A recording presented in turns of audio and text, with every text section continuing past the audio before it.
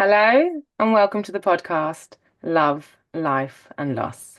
Today we have Andrea joining us. Thank you so much for agreeing to do this. Would you please like to introduce yourself?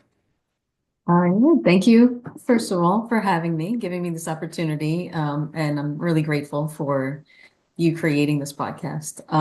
My name is Andrea. I am a mom of three children here with me. I'm also a wife and a pediatrician, and I specialize in child abuse pediatrics. Wow, very impressive.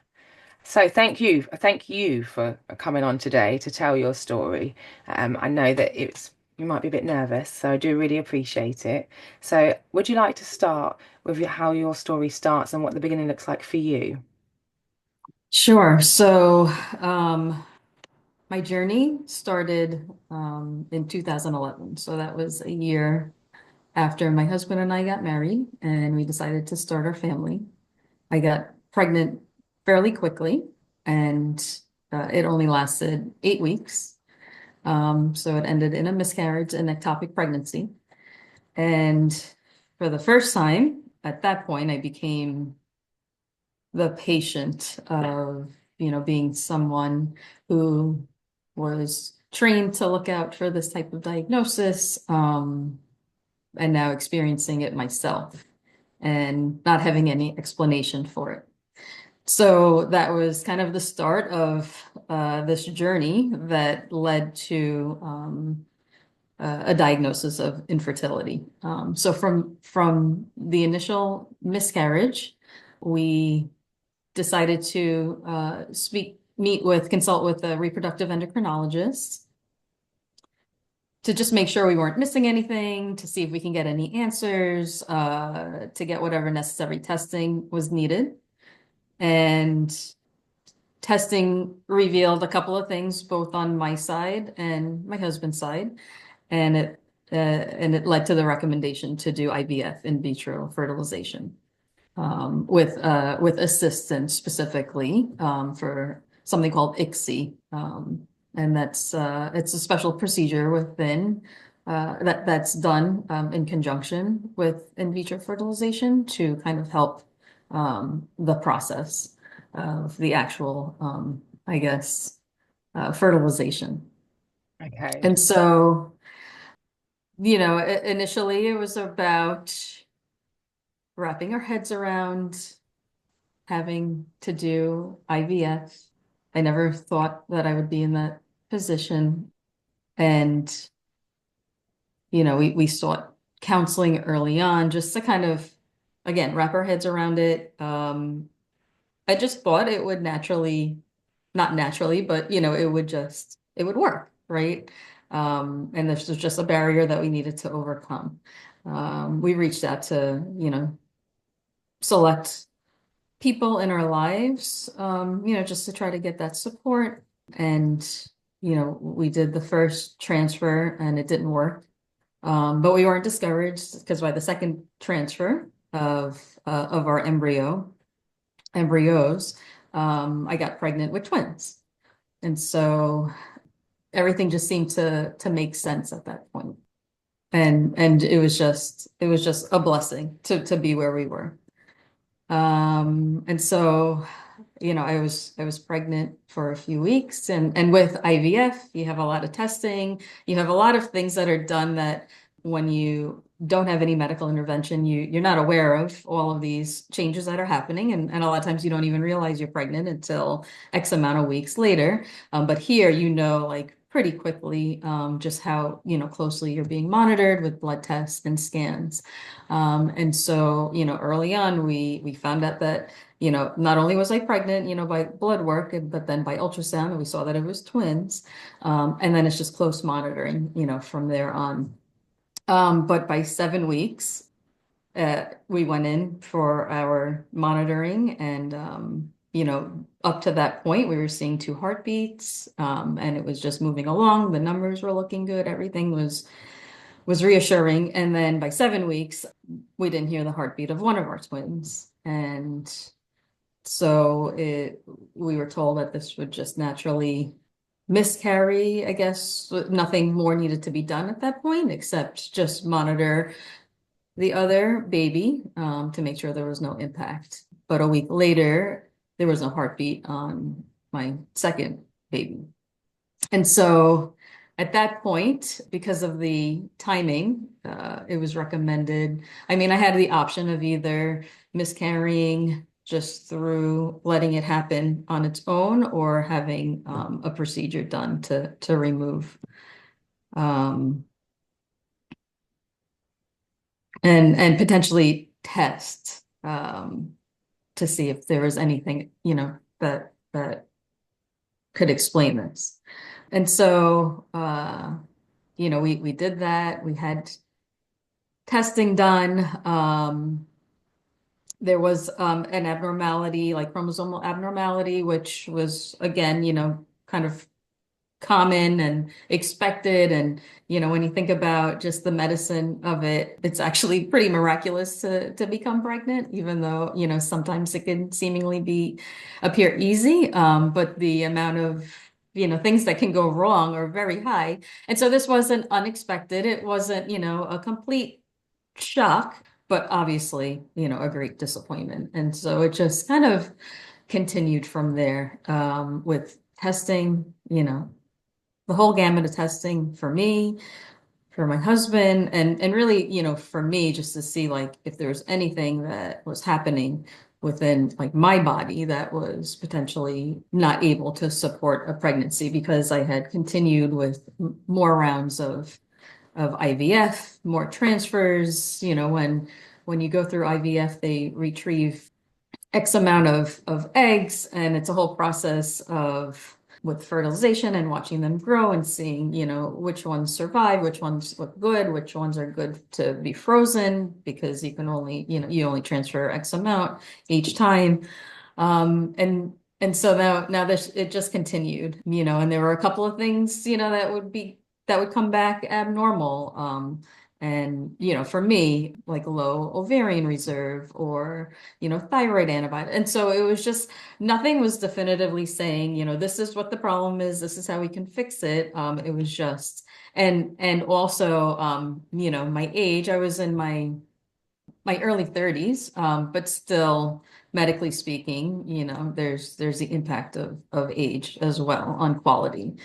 And so it was more of a like a presumption but let's keep going because, I was able to, have successful cycles, IVF cycles in terms of the amount of eggs and embryos that we were able to have. But every time, we would transfer, it would either end in just a failed transfer, so no implantation, or a chemical pregnancy where you're pregnant by blood work, but not like on ultrasound, or you can be pregnant by blood work and then repeat numbers go down and then eventually, come out to zero. And these are like the pregnancy numbers that they look at, or it ended in more miscarriages. And so, the most I've been pregnant a few times. The longest I've been able to carry is up to 8 weeks, and past that,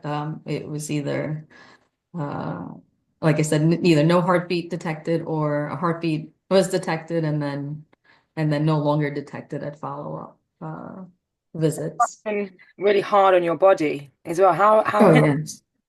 excuse me, how many like years was you doing this for?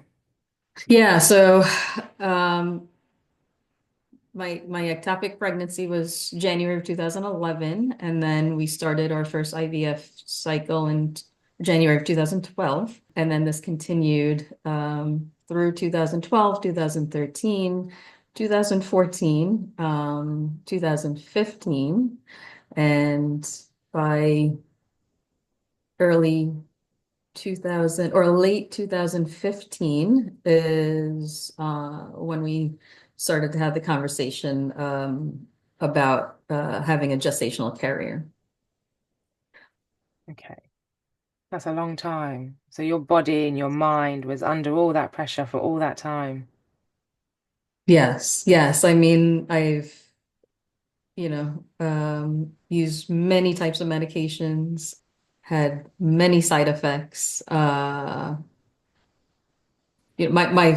physician gave me, all the chances that I could to try to carry our babies, probably even doing things that, most other physicians wouldn't, have necessarily done, but she was just trying to give me, within medical, reason, reasonability, the opportunity to do everything that I could before we kind of said, this is no longer working with my uterus. And all along, like I know, and again, like as a physician, you're trained in a different way, and I understand mental health and I understand trauma, but to experience it and to kind of be in that survival mode, it just kind of gets put to the side, right? Because you just wanna you just focus, you just want to keep going, you just want to get through it. And you'll just say, oh, I'll deal with that. I know it's there, but I'm just going to deal with that, put that in this box and deal with that when I can. But the body and the brain like doesn't agree with that, and eventually it catches up. Yeah. So, we even had like our embryos tested too, because at one point we had moved because we're from New York, and so we had moved to Atlanta in Georgia and had to switch physicians for that time period, just for physical, like the distance and just getting the monitoring and just having that care. But there was the recommendation of having an egg donor and this and that. And the one thing that my physician told me, the two things when we first met with her, she said, you will have your biological babies. She said it without, that just matter of fact. We trusted her, we believed her, we were hopeful at that time, and we just kind of hung on to that. And before we moved, even though she had recommended him because he had trained in the same place, she said, don't let anyone try to convince you to do a donor egg, because I don't think that's what the issue is. And so like I remember that too. And so when the conversation started to turn that way, my husband and I, didn't feel comfortable, and we decided to go back and then just travel, back and forth last minute, because everything has to be timed out. Everything becomes like a last minute, like 5 days before, okay, this is when we have to either retrieve the eggs, or this is when, everything looks good numbers wise and lining wise of your uterus to do a transfer. And so everything was very last minute, and it was like last minute flights because, we were now going back and forth to New York. And so at one point, just to kind of prove that, we should still stick with the plan of, that my eggs are still normal enough. We had our embryos tested during one of the cycles, and the majority of them were normal genetically, chromosomally normal. And then, kind of the expected percentage were not. And so again, that provided so much hope. But then when we started transferring our tested and proven genetically, chromosomally normal embryos, it still was not working. It's still, it was either, I never tested positive, like pregnancy testing, uh, and it never, they never implanted. After that, we did another round of retrieval and a couple more rounds of retrieval. And then again, I had the chemical pregnancy, and it seemed to be growing, but no heartbeat. And then I had my last miscarriage. That was in 2015, I believe. I can't even remember, 14 maybe. No, it had to have been 2015. And, again, had to undergo the procedure to have things removed, and then we were able to have testing done, and and everything was normal, because at that point those embryos weren't tested before transferring, but with the miscarriage I was able to get testing done, and again normal. So there was no explanation. I even tried to do like just go like outside of the box, and just things that are just kind of reaching, but just looking for answers. And I got like immune testing and, I've tried various medications that, are just kind of more anecdotal and not, necessarily research backed. But yeah, nothing worked. And so again, after kind of proving all of this and going to the ends of the earth as much as I could, now we had to come to a place to look into having a gestational carrier. And so a gestational carrier is someone who carries your, so they have no genetic relation. So it's different. So it's a type of surrogate. But when I think people think about surrogacy, they think about the woman carrying the baby having that genetic link with her eggs. So a carrier has no connection genetically, and it's transferring our embryos to someone else's uterus, basically. Okay, so they still would have to go through the same procedure that you went through then. Right. Well, in terms of yeah, being monitored, making sure like their uterine lining is appropriate enough to do a transfer.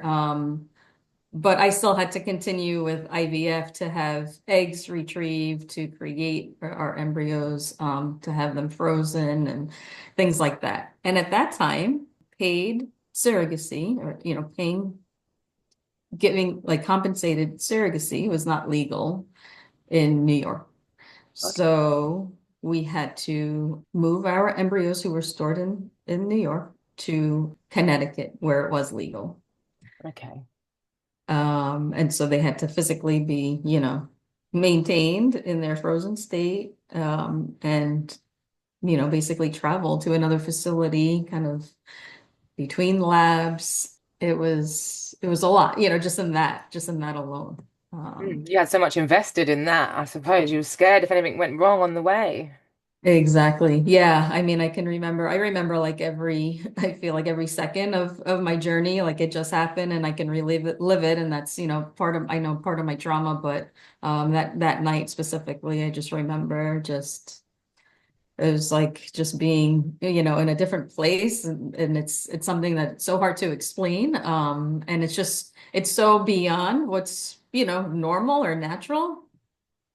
And, I wouldn't, I don't wish that upon anyone with, any of the trauma that comes with this. But we were able to, find another very caring physician, in Connecticut, who worked closely with our physician in New York and, was referred. And, and he was very hopeful that, because this was kind of commonplace for people, in that area where it wasn't legal to go to his facility. So he had a lot of carriers, a lot of surrogates, so he did a lot of that. And and then that was a whole other process to have to even go through, to having a carrier. There's a legal process involved. There's an ethical process involved. It's uh, it's very detailed, and it takes time to get to that point. Yeah, I can say how long, what was the process timeline? Because would you have to, do you pick the surrogate or there's the people you're working with, will they provide someone for you? Right. So there are agencies that can help, provide these services. So they provide the services of kind of matching you with somebody that, fits, what you are looking for, as well as what, a potential surrogate would look for, in a family that they would be helping. And so it's kind of this match process, and then you're presented with whoever your coordinator thinks would be like a good fit. But, ultimately it was up to us to, review everything and see, how this felt, and then if we wanted to take it to the next step, then, we would set up like a phone call and, just to kind of feel it out because, this is a process where kind of blindly trusting Oh. someone that you don't know to care for your babies for the duration of a pregnancy, and so that's just kind of the start of it. And then There's background checks and, there's legal involved because you have to draft contracts, and just kind of agree to different types of scenarios, that may potentially come up along the way. And then, there's lots of variation. And I know we're located in different places, and I know like the laws are very different. Um, from country to country, and then they're very different here from state to state. And so, you have to take into consideration the state that you would do a transfer in, the state where, we reside, the state where the carrier resides, the state where the birth would take place, all of that. So that was like several months to even, I mean, thankfully we got matched with somebody pretty quickly. Our coordinator was great, and she knew like she had somebody in mind like pretty quickly after we started our search. And then it was, several months to get through all of the paperwork and, that process before we were actually able to do a transfer. And so the end of 2016, we transferred two of our embryos to our carrier, and it worked. Oh. And it continued to work, and it just continued to work. And that was something that was completely unfamiliar, for us, and she lived in a different state, and we wanted to be involved as much as we could. So we, flew out every month for every appointment. And then, it worked so well that we had transferred two, and we had twins. We were expecting twins. And so then that made her uh, high risk. So, more appointments, and so we tried to coordinate our appointments to be on the same day, just, because we were traveling like same day. We would fly in the morning, fly out at night, maybe stay overnight, if needed. But, we wanted to be involved as much as possible because that was the best decision that, I ever made to have somebody help us carry our babies. And it was the hardest thing I've ever done, I can. to be apart from them for more than a second.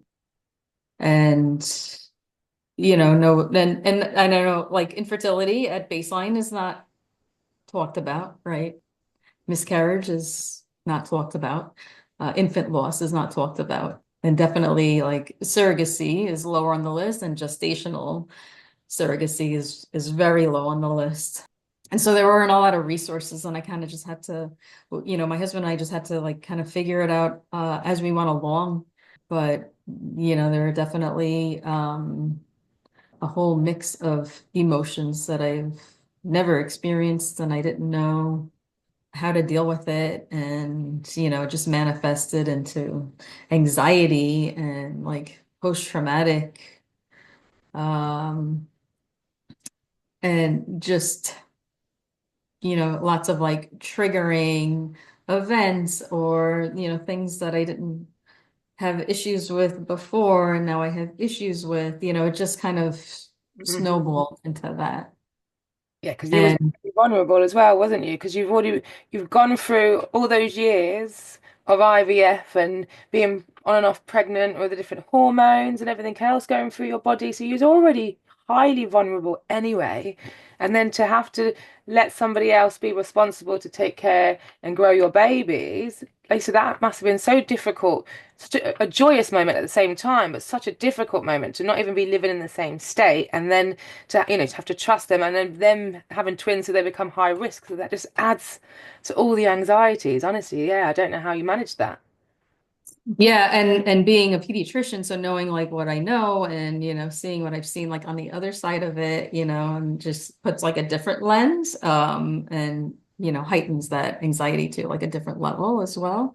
But also probably helped prepare, for the possibilities of, just having the high risk situation with twins and potential outcomes. And thankfully, they made it way, further along than a lot of twins, and there were no complications. But you mentioned joy and it's something that I don't think I ever like experienced because it was just fear the whole time. I literally felt like I could not take a deep breath and and I maintained and like I kept that feeling throughout the entire time. And then when we were there, we were expecting a scheduled C-section on a certain date. And then when we got there, our OB recommended to just, move it forward and do it that day, just based on like what she was seeing. And so, that was kind of like last minute, but we were able to be in the room and it helped that we were both physicians. And so, there was definitely like a different type of relationship and rapport and, understanding, that, and they knew like we knew procedures and things like that. But, they allowed us in the room, and she allowed us in the room. And I remember like, it wasn't until I heard them first cry and like have them take their first breath that I was actually finally able to breathe Mhm. again. Yeah. What was that moment like for you? Oh, I don't even think there's a word to explain it. It was just, and we had,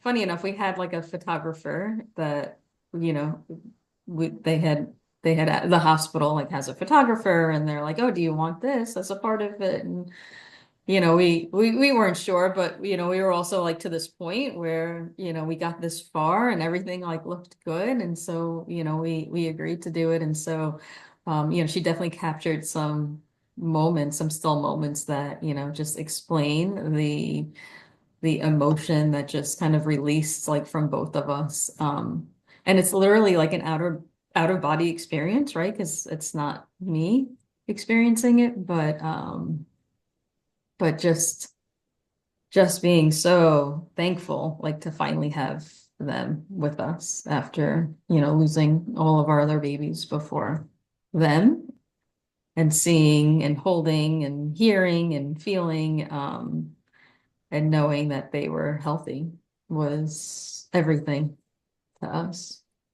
Oh, I bet. Um, and I had to, grieve and I still grieve, like not being able to carry them, and that's a whole different type of conversation, but that's all part of it, and then there's also like the part of the hospital and the staff like not necessarily knowing like how to handle these situations because it's not a common thing. Maybe it's more common now, or at least it's spoken about a little bit more.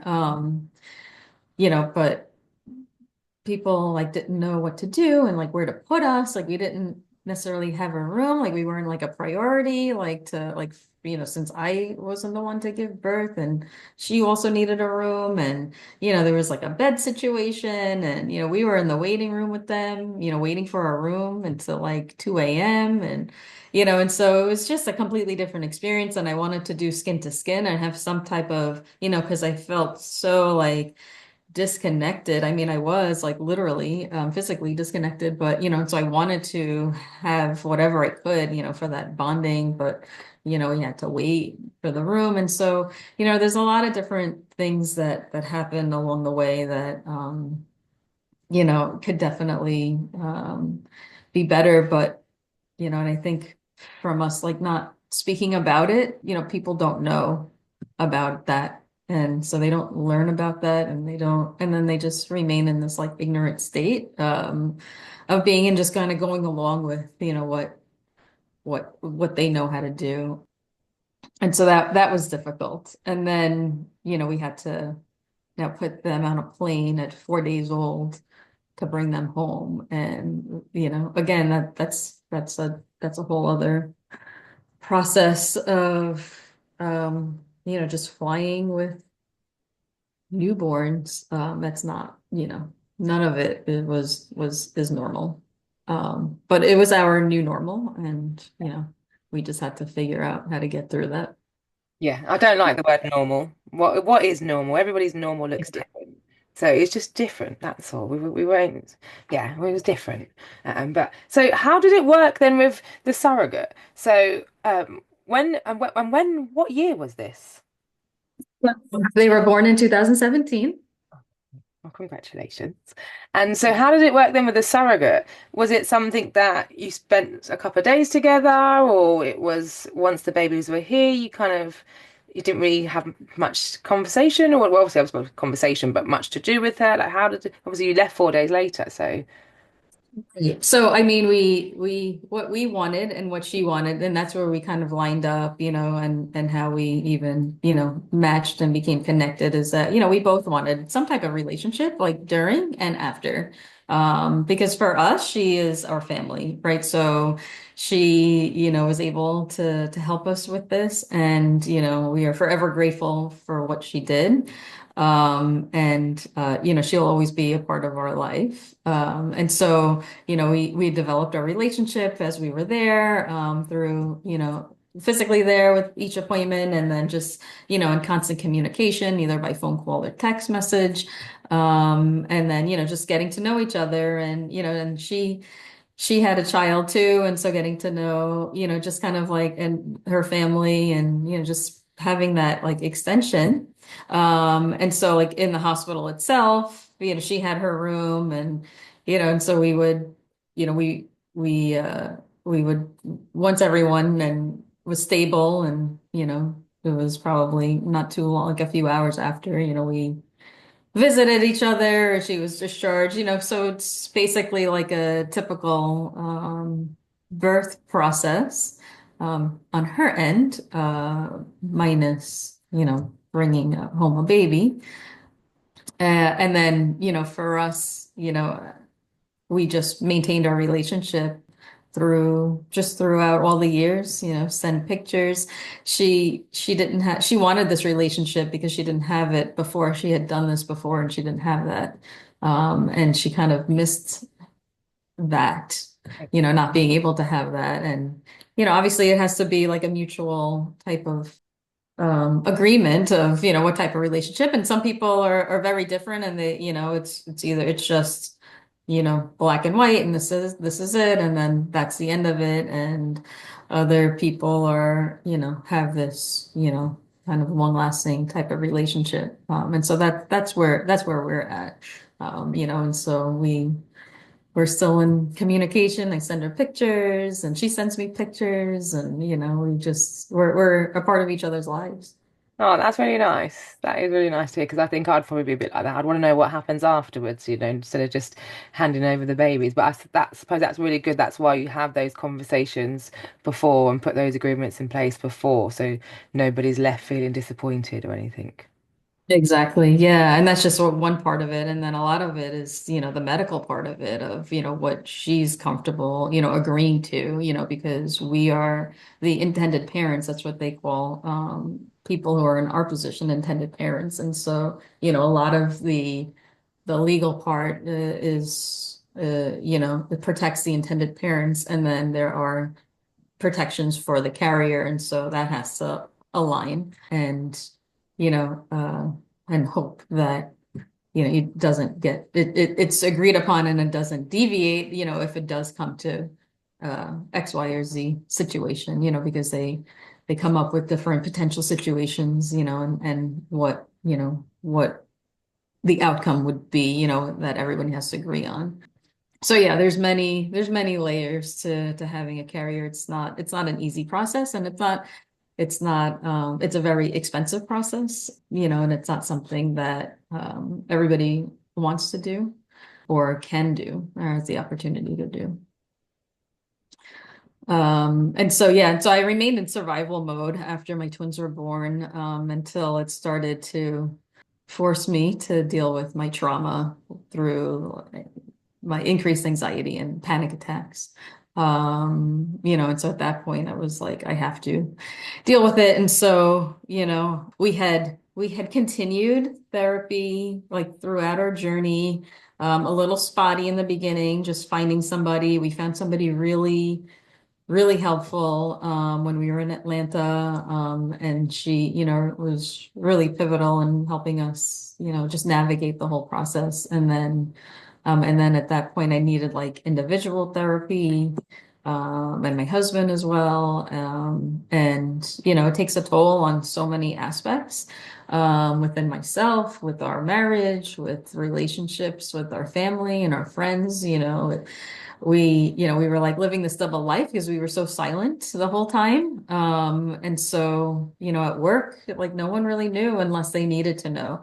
And then, eventually with the continued loss or, failed transfers, it just became too burdensome to like make all the phone calls to everyone that we initially like included to just, give them more bad news. And then no one knows what to say, no one knows how to respond. And then you see that they don't necessarily either want to talk about it or know how to talk about it. And so they just pretend it's not happening. At least that's how it feels. And so they don't say anything, right? And so that just kind of builds upon the silence and isolation. And so we, kept it very, over time, we just continued to like isolate ourselves. We had each other and we had our parents, and that was it. And then everybody else really didn't know. And even when we were expecting our twins, we didn't, we waited until 3 months, 16 weeks, 18 weeks, before we shared it with like our immediate family. And then we waited till probably they were born in August, early August, and we waited till like June and then some point in July to share it with our extended family and friends, just because we didn't know Mm. what it was along the way. And then, we also needed to be in a space to kind of briefly explain that we had been going through this for all these years and no one knew.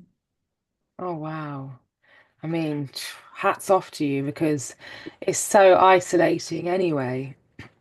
But to not have many people to talk to about it as well, and to go through that process for such a long time. Honestly, you are amazing. You really are. And I know that people often think you go through this journey, and at the end, when you've got your babies in your arms, everything just kind of melts away, and you hear the birds tweeting, and everything's happily ever after. But that's not reality, and it's really refreshing to hear you say that as well, because it really isn't. And your body, you said your body stores trauma. So if you've been going through that for such a long time, it's gonna come out at some point, and that's probably, and it's normally when you breathe is when it starts to come out. Yeah, I often say it's not all joy. Because I found, before as we were going through it, holidays were really difficult. Obviously Mother's Day was something that I would just try to, avoid if I could. It was difficult going to baby showers.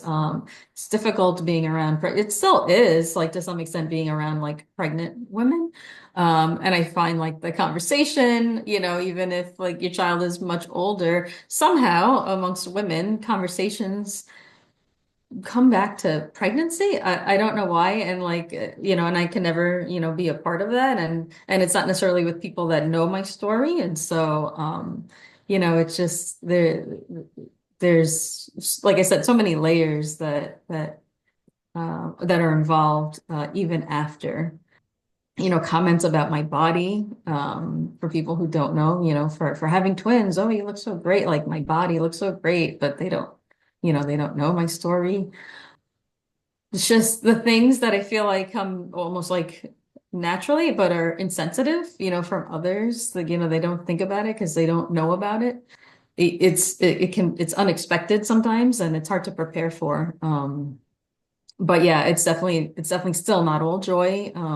Mother's Day is still mixed, Hmm. because it's still we don't have, we still have grief, and sorrow, and it's okay. But yeah, the expectation is, oh, you're good now. Yeah, it's all, you can get over it now. Yeah. And I've heard that comment.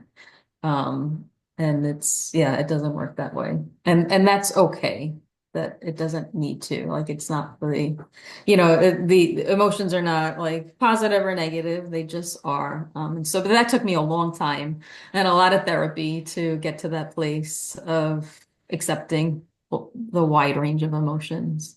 And then learning how to cope with that. Yeah, yeah, it is. It's very difficult, and I think when you don't have personal experience, it's quite hard sometimes to understand that just by having a baby in your arms doesn't make everything that's happened beforehand go away. It's still there. We still have to work through it. And it's like any motherhood. There's ups and downs. We have good days, we have bad days, even without the journey beforehand.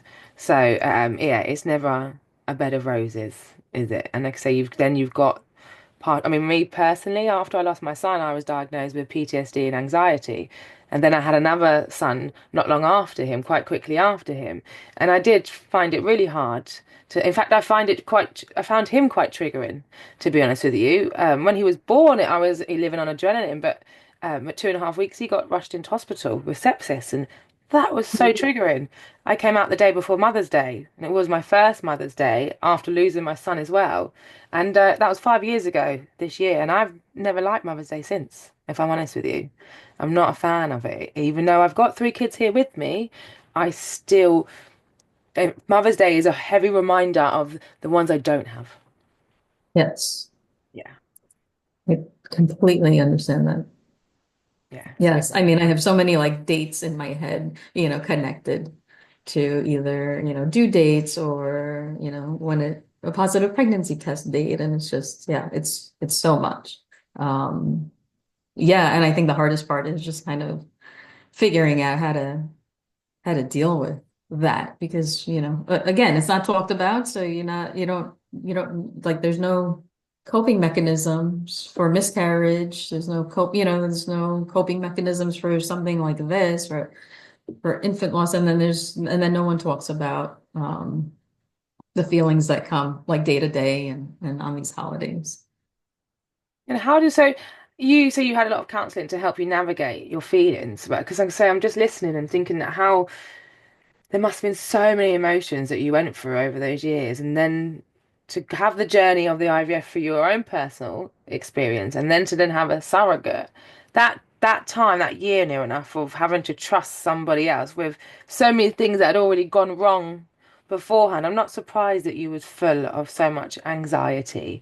And that's another thing that people don't always understand, do they? And so anyone that's listening, this is really good to take note of that because everything's going well, that doesn't mean that you're going to feel that everything's great. In fact, it could be the complete opposite because of when things have happened so much that have been bad so many times. That's all we expect. That's all our brain Yes. ever thinks is going to happen. So the longer everything goes well, the more dreaded feeling you get that something even worse is going to happen later on down the line. So it's not something that you can just relax through, is it? Absolutely. Yes. 100%. And um it's uh it took a lot, like I said, a lot of therapy, a lot of work to get to this point where I could even speak about it. But yeah, we were so used to the bad outcome, that it was that we didn't find joy in the process. So, I never experienced like a baby shower, all the things that again are quote unquote, normal or, expected. And then it's just it's almost like this the natural process of life. Oh, you met someone when you're getting married. Oh, you got married when you're having a baby. Oh, you had a baby when you're having another one. Oh, now we get a lot because so we went through the process again to have my youngest son with a different carrier. She was located closer. So that was a completely different experience. And also now being on the other side of parenthood, still filled with a lot of the same emotions, but definitely a different experience. But now, I have three sons, and so it's, oh, when are you trying for a girl? Or it's just loaded with so many things. And then with having twins, oh, does it run in your family? It's just, oh, double trouble. And it's just, we have a completely different perspective. And yes, we go through, the ups and downs of parenthood. And, that is still a very universal experience, but we also have a different lens and a different perspective, after going through what we went through and, and sometimes it's still like hard to hear some of the comments that are, you know, Yeah, how do you quote navigate? unquote, like natural. Yeah, how do you navigate that? I mean, I personally will sometimes make people feel really awkward when they ask me questions because I'm so honest. Um, so how do you navigate that? So it's funny because I'm a pretty like direct person, like in general. But with this, because I was so silent, like a lot of the times I would just shut down, like either not say anything, not respond, or try to. My therapist would try to like help me come up with like a plan of responses, for things like that. But you can only prepare for it so much. Um, one thing that threw me off was when, and I was as I was on the other side of it, I started to think about what their experience would be, if they would ha encounter anything, in school with comments, from other kids or, things like that. And one experience that I had was from an adult, thinking that my youngest was adopted, just based on assumptions, because she didn't see me pregnant and making comments, oh, he doesn't, that makes sense, he doesn't look like them, and which is far from the truth, right? So it's just the that and then that really struck me as, oh, this has now this impact, potential impact on my children who, don't know how to navigate this, on their own. I barely know how to navigate it. And I wasn't expecting something like that from an adult. I was trying to like see how to prepare for them, like going through the comments and it's hard. I think it gets as I talk about it more, it becomes a little bit easier for me to respond with my truth and also finding my strength and my voice from like through my children because I felt so much shame along the way and I didn't want that to get passed on to them. And so we have been very open. And I also didn't want, somebody else's narrative, like made up narrative to for them to hear that, if that was not our truth. And so, my husband and I were very intentional from the beginning to not keep it, a secret or not, you know, keep our silence with them and to have them know our family story, that's their story, and to hear it from us. And so that's what I found, there's not a lot of like children's books as we're very big on like reading and, reading every night to them and they love books.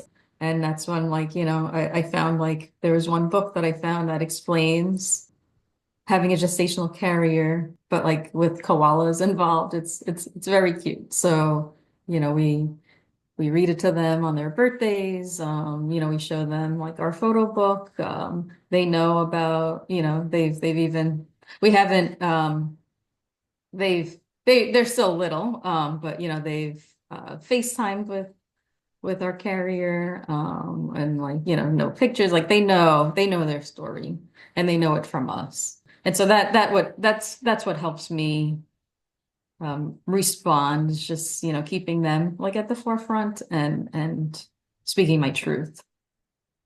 Oh, good. That's really nice, and it's really nice and refreshing as well that you have those conversations. I think it's important. Like I said, we said about the word normal. What is normal? So your family is your family, and you no different to any other family in the way that you love each other and care for each other. So why not?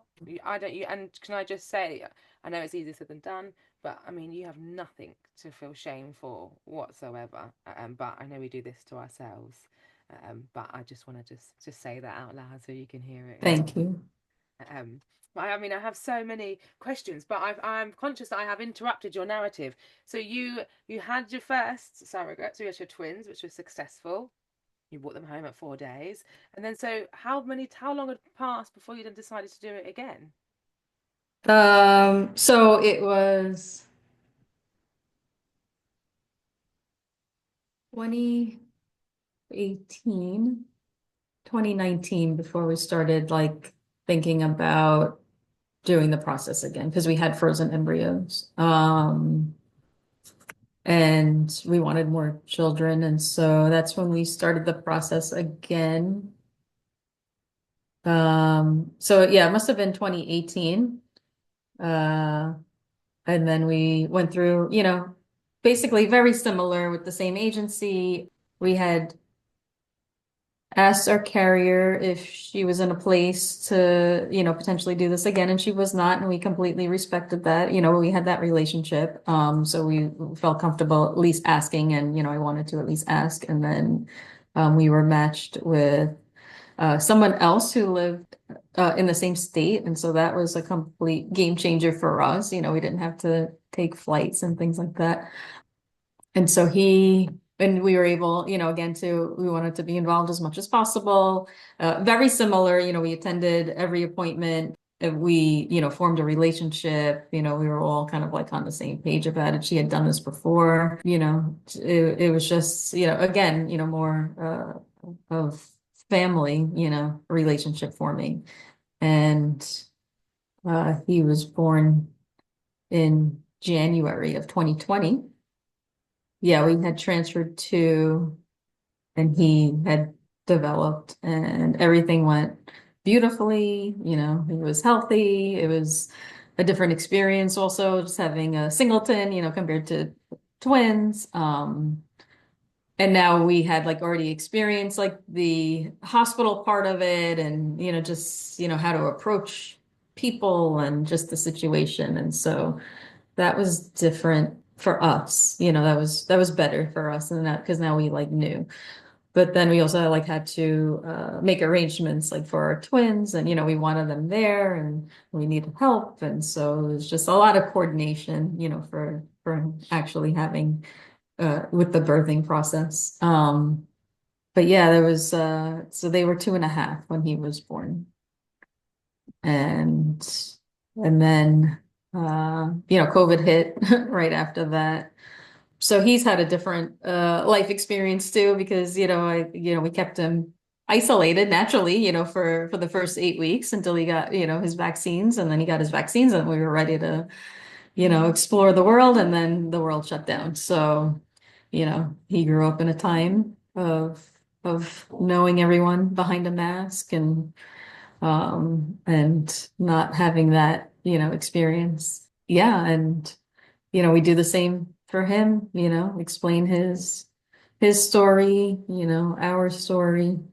So it's, as they get older, they definitely have, more questions. But I feel like, their level of understanding is appropriate for what we tell them, for what they know, for what they understand.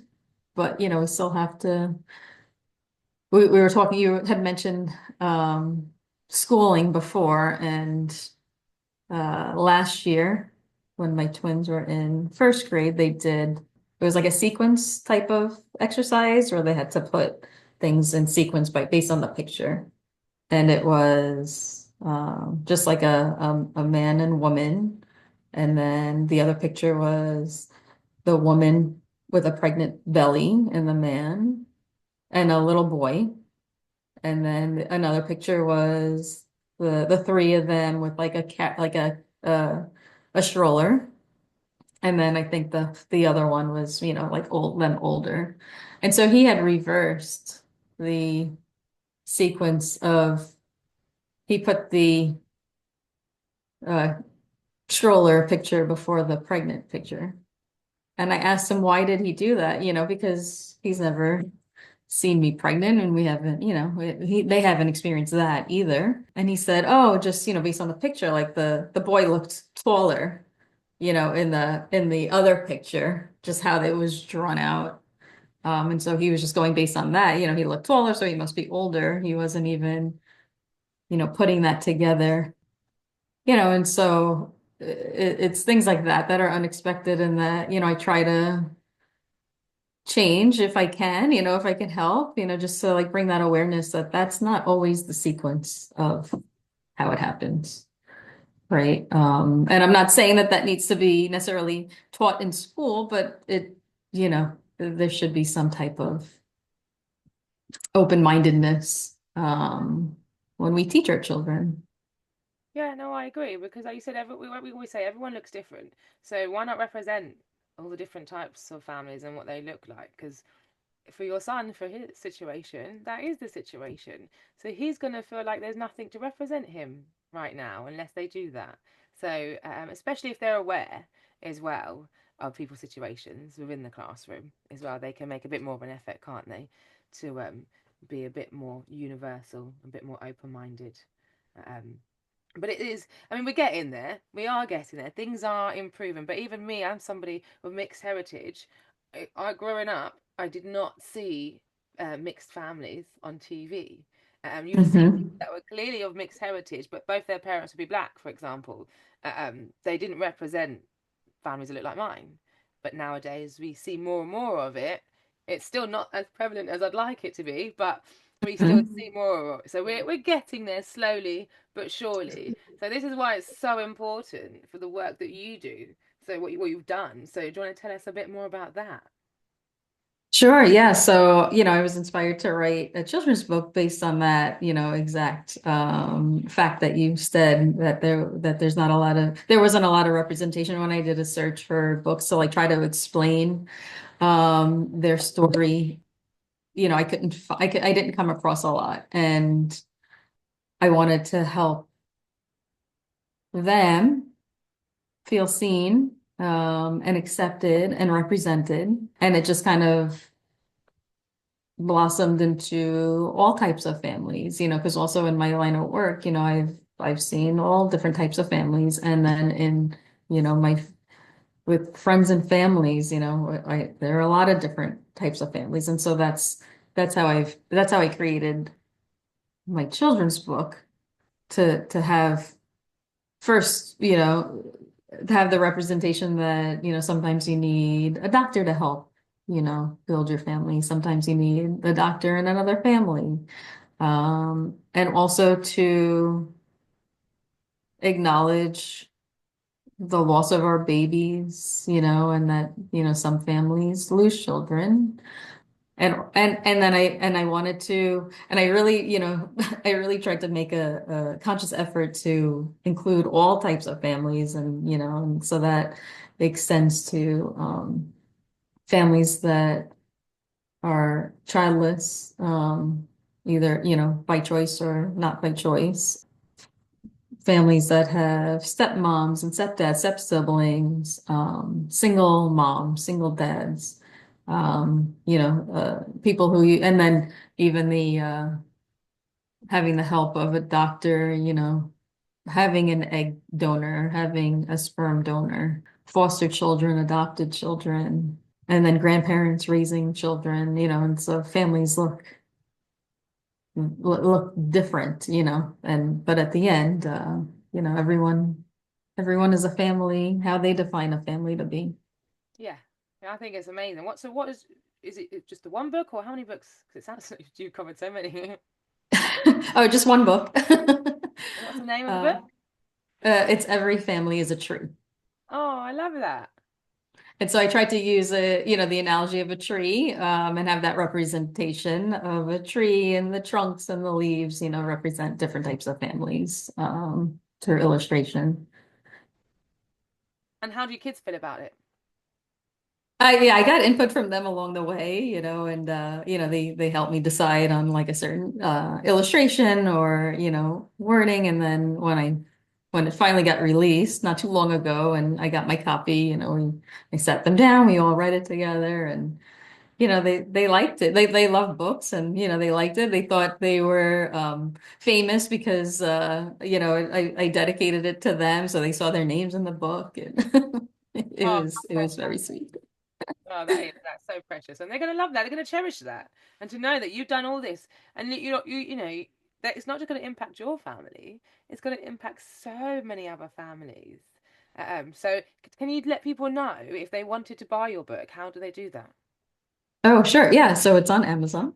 There's a paperback and a hardcover version.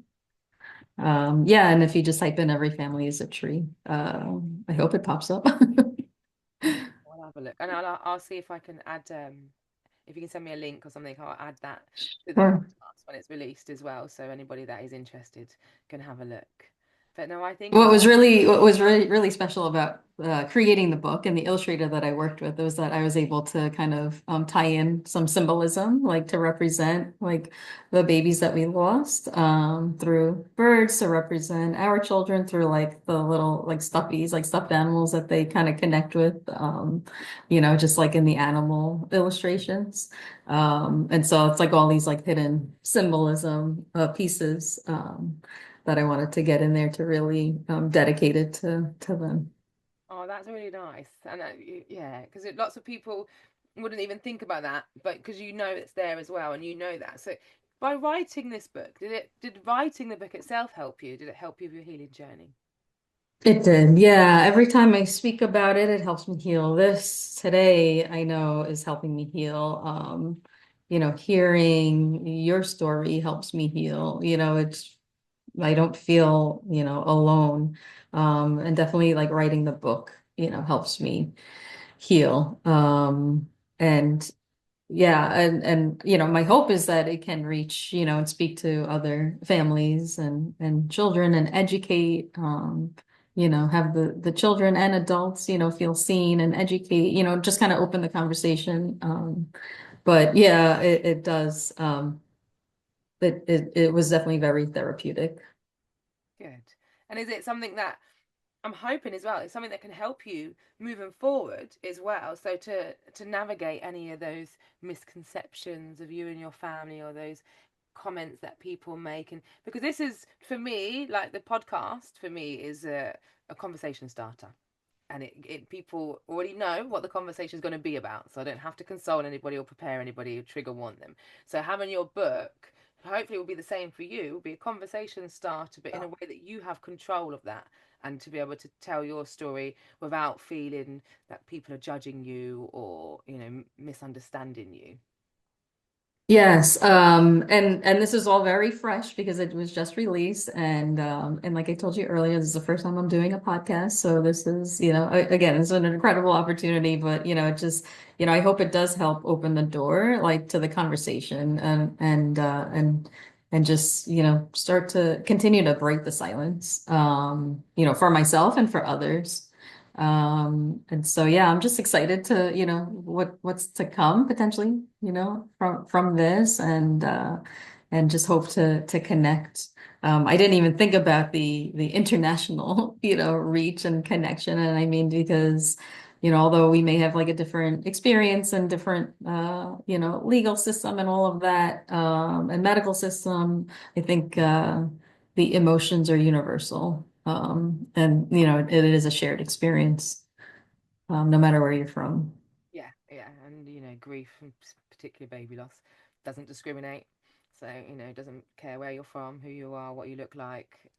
With unfortunately, with so many women experience it still. So I mean, it's good, and it's also educating hope in so many aspects as well. Because even just listening about the journey in the hospital after having a baby, like just that, learning, people learning how to navigate that, and how to treat people, and be trauma informed as well, because they're gonna, even the hospital probably took for granted that, he says your babies are here, it's a joyous moment, everything's okay, and it's not you didn't even have a room to do skin to skin to begin with. So I'm presuming you rectified that for the second time, but Well, it was a different hospital, but it's just at that time, we tried to bring awareness, like at what we could, at that time, like just being in it. But yeah, if I can, have that broader reach to other physicians, to medical students, people in training or just medical personnel, in general, and then to parents and just there's so many different people involved in the process. It's just that like awareness, and having that awareness of, what to say, what not to say, not necessarily like fill in the silence with cliches or unsolicited advice, and just, simply asking, how are you? It goes a long way. yeah, And no, not just pretending, it doesn't exist. And because it's, I know, and I understand that it's hard for people that don't go through it to talk about it, and they don't want to like hurt feelings and they don't want to bring up something and trigger. And there's a lot of fear involved, but there's also a lot of like misconception. And like I said, just a simple, along the way, a simple like, how are you? I've would have made a big difference, just making me feel like seen. Yeah, yeah, because it's like I say, it's isolating anyway. But if you know there's people around you that are aware of your situation and they're not taking any interest or they're avoiding it, we feel that. Like again, with people, I don't know about you, but I find that I was so much more in tune with people's energy. Like even if when they were saying the right things, you can feel the energy. So if they're not being genuine, you know that. And one thing Yes. I always say is about the silence. Everyone fears the silence, so they, like you said, they say things, inappropriate things, or things that they really shouldn't. Um, but be comfortable in silence. Sometimes people Yes. just need you to sit with them in their grief, and that is it. You don't need to speak. We're not broken. We don't need fixing. We just need support. So just come along the journey with us as much as you can. But like I say, just be comfortable in silence. Yeah. And sit in the pain and the joy, not just be there for the happy moments. Yeah, yeah. Because and when there's loss involved, unfortunately, a lot of the time, there's always going to be a bit of pain, even with the joy. You can't Hmm. let go of that, can you? We just have to we just learn to live with it. And then, like you said, that's okay because there's no negative or positive emotions. They're just emotions, and it's learning about knowing that it's okay to feel these emotions. So, but I think, I mean, your journey, you've gone through a lot, it sounds like. So thank you for coming on today to share parts of your journey with us.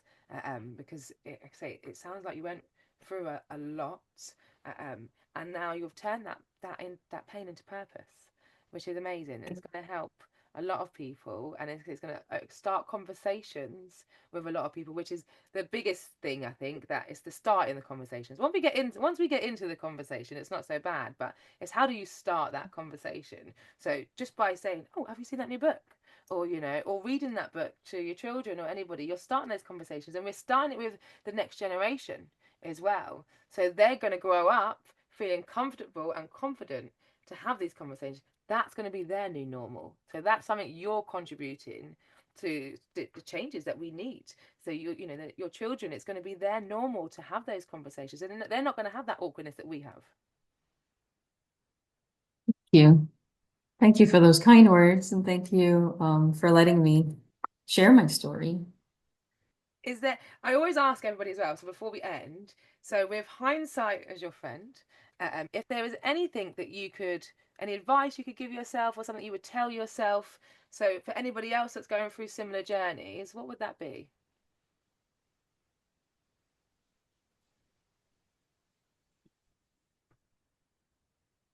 But I would tell myself or somebody else going through this. I think it's hard. It's hard. Everyone, has their own way to approach it. I think speaking one's truth is is powerful and is protective in a way because like no one else can make it up for you. You don't give that power to somebody else to make up your narrative as long as, if you keep speaking your truth. But with that being said, I know it's not easy to do, right? It's not easy to speak. It's not easy to speak your truth. But, that was something that I could do, or if I knew to do, if I knew how to do it, I would have done that at the time. I always looked at other people going through it and, who were outspoken. And I was, oh, they're so courageous for doing that. I wish I had that courage. And I always felt like one day, like I wanted to have that, because I wanted to speak about it.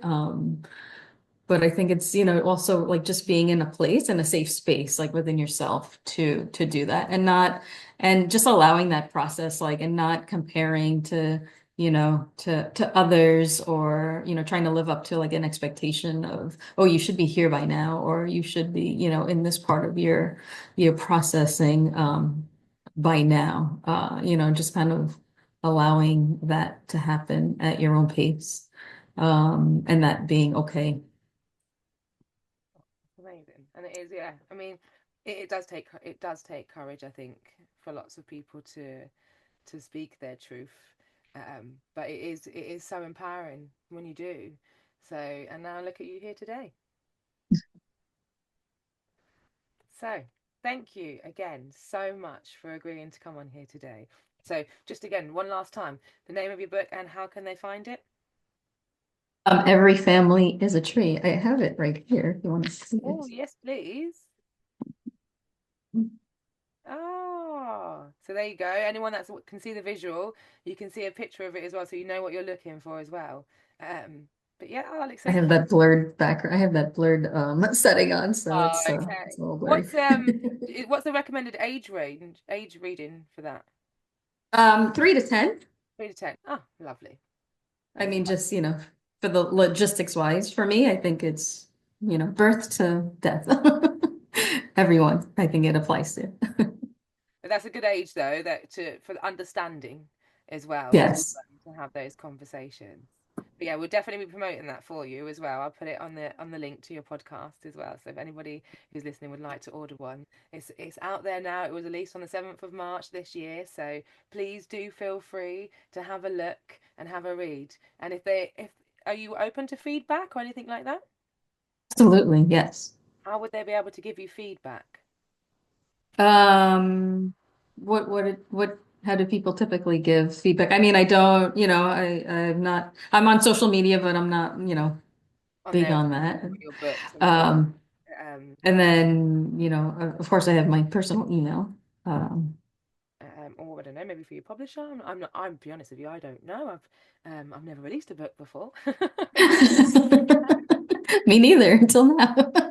We'll figure it out. And if anybody wants to, if you in the meantime, if you'd like to, just come through to me and I can pass it on.